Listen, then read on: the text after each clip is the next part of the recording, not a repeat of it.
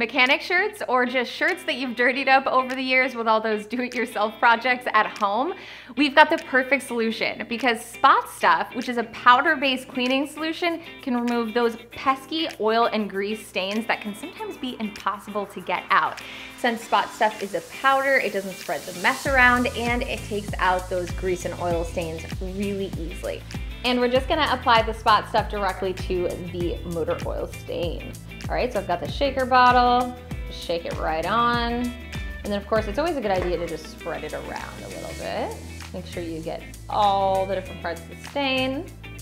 And then just leaving this on for about 5 minutes, and then we'll just brush it off and the shirt will be good as new. So that way you get the spot out without having to throw it out.